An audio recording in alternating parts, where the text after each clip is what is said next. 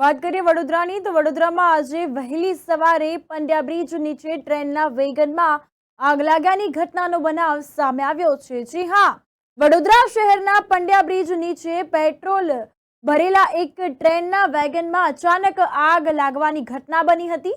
તો ઘટનાની જાણ થતાં જ 3 ફાયર સ્ટેશનો સ્ટાફ સ્થળ પર પહોંચ્યા હતા અને ભારે જહેમત બાદ આગ પર કાબુ મેળવવામાં આવ્યો હતો। આ અંતર્ગત આ સમયે વેગનની બાજુમાં દાઝી ગયેલ હાલતમાં એક યુવકનો મૃતદેહ મળી આવ્યો હતો। ત્યારબાદ તુરંત હાઈ સપ્લાયનો પાવર બંધ કરવામાં આવ્યો હતો અને વડોદરા રેલવે પોલીસે યુવકના મૃતદેહને પોસ્ટમોર્ટમ અર્થે સયાજી હોસ્પિટલ ખસેડ્યો હતો અને આ અંગે કાયદેસરની કાર્યવાહી હાથ ધરવામાં આવી હતી। પ્રાપ્ત થતી વિગતો અનુસાર જો વાત કરીએ તો પોલીસ તપાસમાં બહાર આવ્યું છે કે યુવક શર્ટ ઉતારીને ટ્રેનના વેગનમાં ચડી ગયો હતો અને જીવંત વીજ વાયરને પકડી લેતા તે ભડથું થઈ ગયો હતો અને ટ્રેનના વેગનમાં આગ ફાટી નીકળી હતી।